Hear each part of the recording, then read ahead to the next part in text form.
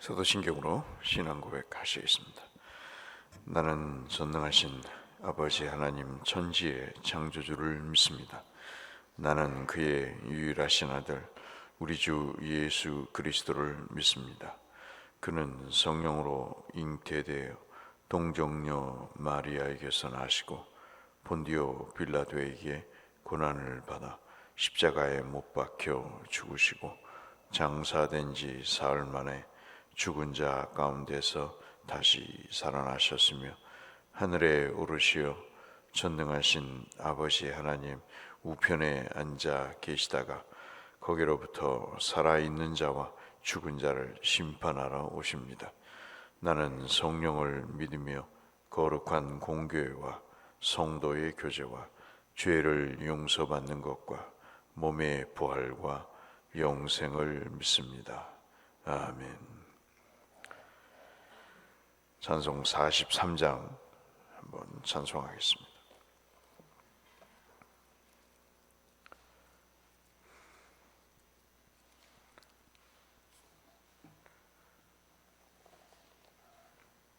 찬송가 43장 즐겁게 안식할래.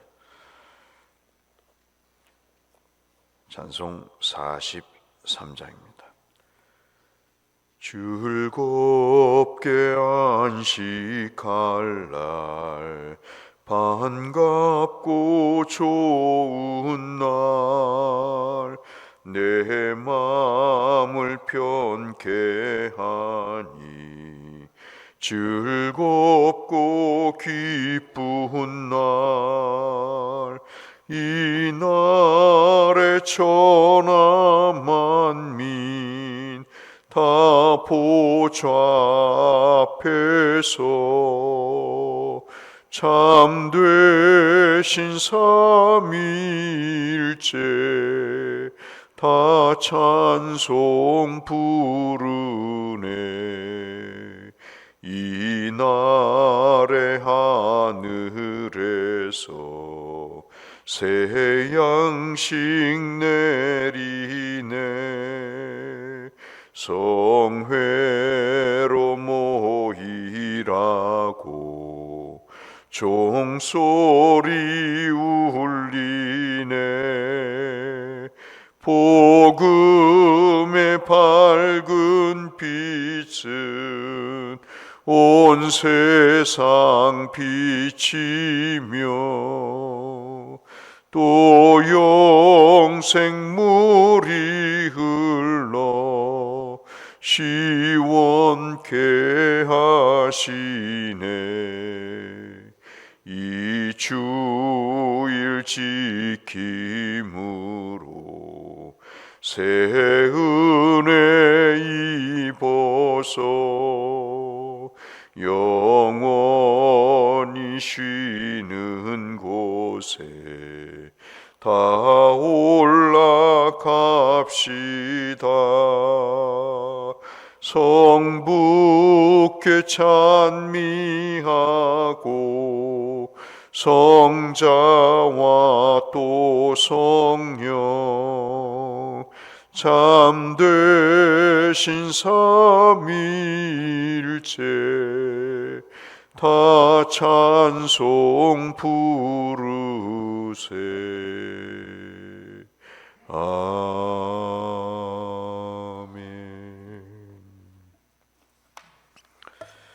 오늘은 레위기 25장 말씀을 함께 묵상하겠습니다. 레위기 25장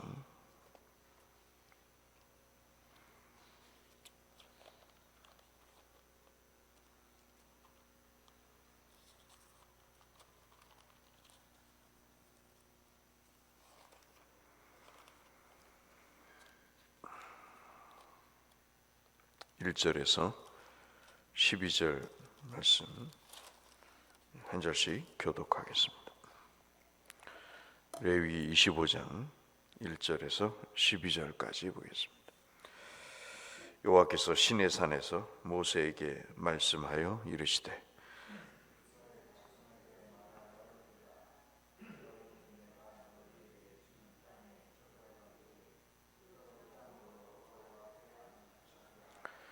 너는 6년 동안 그 밭에 파종하며 6년 동안 그 포도원을 가꾸어 그 소출을 거둘 것이나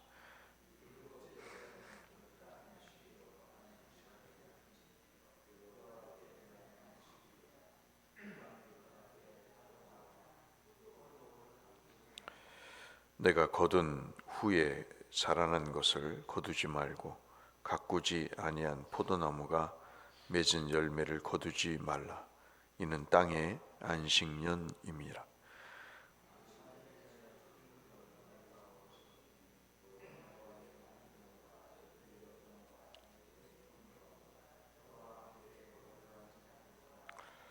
내 가축과 내 땅에 있는 들짐승들이 다 그 소출로 먹을 것을 삼을지니라.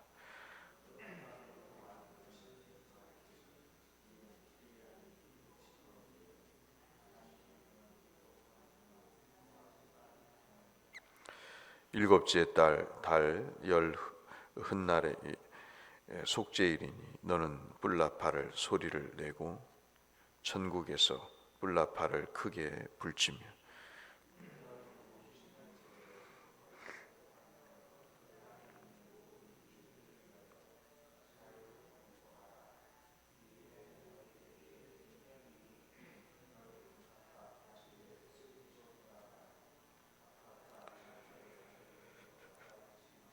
그 50년째 해는 너희의 희년이니 너희는 파종하지 말며 스스로 난 것을 거두지 말며 가꾸지 아니한 포도를 거두지 말라.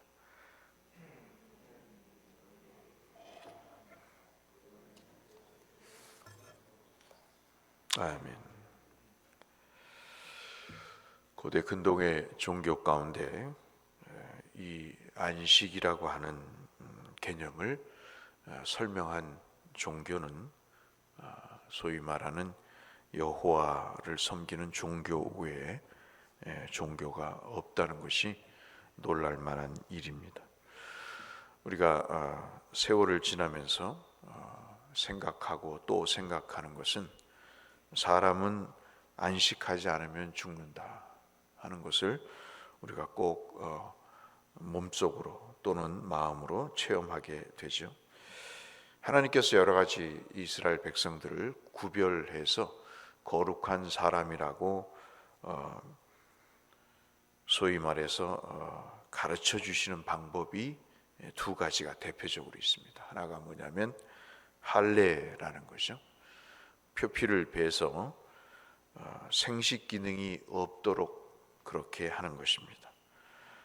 지금이야 의학이 발달해서 할례와 포경 수술이 똑같을 수는 없습니다만은 고대에는 이 돌로 표피를 벨 때 그 행위 자체는 성적인 불구를 전제로 합니다. 그렇기 때문에 단순히 피부에 어떤 스크래치를 내는 정도가 아니라 이 할례를 통해서 생식 기능이 마비가 될 수 있다고 하는 그런 각오를 하고 할례를 받는 것이죠. 하나님이 해 주신다는 것입니다. 또 하나가 여러분 잘 아시는 대로 이 안식일과 안식년과 그리고 희년을 지키는 일입니다. 이 모든 것들은 저와 여러분이 그리스도를 믿으면서 말과 행동에 차이가 있는 것이죠. 우리가 어떻게 믿지 않는 사람들에게 차이 나는 모습을 보일까요?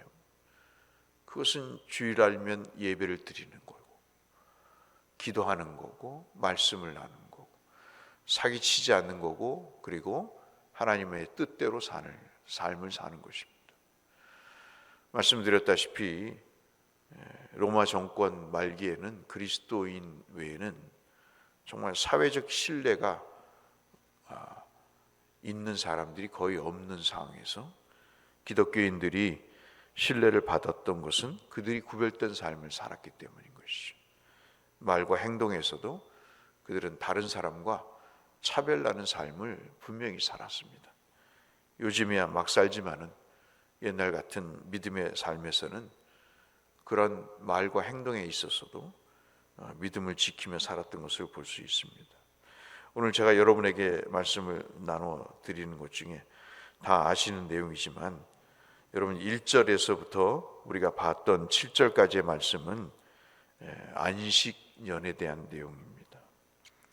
6년까지 농사를 짓고 7년째 되던 해에는 농사를 짓지 않는 것입니다. 그리고 밭에서 만들어진 것은 가꾸지도 않고 먹지도 않습니다. 그것은 고아나 과부나 나그네를 위해서 남겨두는 것이죠. 그런 의문이 들지 않습니까? 6년째 되던 해 농사가 망쳤거나 또는 그래서 6년과 7년째 되던 해에 먹을 것이 없을 때 어떻게 그 다음에 8년째 되던 해까지 3년 동안 먹을 것이 없게 되면 이것은 죽으란 얘기 아니냐 하는 것이죠. 그런데 여러분 잘 아시는 말씀처럼 6년째 되던 해는 잘 아시는 대로 2배 이상의 소출이 나도록 하나님이 허락하신 것입니다. 미리 먹을 것을 주신 것이죠. 2해뿐만 아니라 8번째 해에 파종해서 생산하기 전까지의 먹을 것을 하나님이 주신 것입니다. 그 대표적인 예가 여러분 잘 아시는 출애굽기 16장에 나와 있는 대로 소위 말하는 만나와 메추라기를 주실 때, 특히 만나를 주실 때 이것은 안식일과 관련된 일입니다만은 6일째 되던 날에 이 만나를 2배 이상으로 주시죠. 그런데 7째 되던 날에 만나를 구하러 나갔다가 사람들은 허탕을 치고 마는 것은 바로 하나님이 그 7일째 되던 해 날도 먹을 것을 주시듯이 이 안식년도 마찬가지로 6년째 하나님이 소출을 많게 하셔서 7년에 농사를 짓지 않고도 먹고 살 수 있는 것을 주신 것입니다. 이 제도는 고대 근동에 어떠한 종교에도 없는 것입니다. 제가 이집트학을 공부를 좀 했는데 이집트에서도 이런 신의 모습은 찾아볼 수가 없는 것입니다. 무엇을 의미할까요? 하나님을 의존하지 않고는 그 인생에 안식이 없다는 것입니다. 이것은 어찌 보면 모험일 수 있고 어찌 보면 정말 무모한 행위일 수 있습니다. 말씀드린 대로 6년째 농사를 망칠 수도 있지 않습니까? 그러면 거의 3년을 굶어야 되는 그런 이 도박과도 같은 행위를 하나님이 하라고 명령하시고 그것을 지키는 이스라엘 백성들에게 하나님이 복을 주시는 것이죠. 역시 예나 지금이나 하나님 말씀대로 사는 사람에게 있어서는 그 자신의 삶에 복이 있다는 것을 말씀하시고 뿐만 아니라 그 복은 자신뿐만 아니라 자신의 삶의 터전까지 하나님이 복을 주시는 것입니다. 여러분 과학적으로도 6년 동안 농사를 짓고 7년째 땅이 쉬어야 8년째 되던 해에 파종을 해서 그 땅의 양분이 생성이 되고 8년째 농사가 대풍이 될 수 있는 것이죠. 그러니까 내가 하나님의 뜻대로 살면 내 삶의 터전이 복을 받는 것입니다. 그리스도인이 나를 위해서 사는 것 같지만 그리스도의 명령을 따라 살면 그 사람에게도 복이 되지만 그 사람의 주변에도 복이 되는 것이죠. 여러분 우리가 꼭 기억해야 될 것이 나의 순종이 나의 순종으로 끝나지 않고 하나님이 나와 내 주변을 복을 주시는 것입니다. 우리가 하지 말아야 될 중요한 이유 가운데 생유 중에 하나는 나도 죽고 남도 죽이는 일입니다. 이것은 하나님에 대한 안식의 개념이 전혀 없는 사람들의 무지의 소치인 것이죠. 그래서 안식년을 생각할 때 하나님을 전적으로 신뢰하는가. 제가 주일날 오후에 예배 때 말씀드렸다시피 복은 어디서 오는가? 그것은 하나님을 신뢰하는 것에서 온다는 것입니다. 안식년이 그렇다는 말씀. 그다음에 희년도 여러분 잘 아시다시피 굳이 말씀을 안 드려도 8절 말씀부터 12절까지의 말씀이 희년의 해당이 되는 말씀이죠. 모든 것에 자유가 있습니다. 빚도 스스로 사라지고 노예로 잡혀왔던 사람의 신분도 일반 자유인으로 바뀌고 남에게 팔았던 땅도 빚 때문에 팔았던 땅도 다시 소유권이 회복이 되는 희년의 희자가 복에 관한 희자지 않습니까?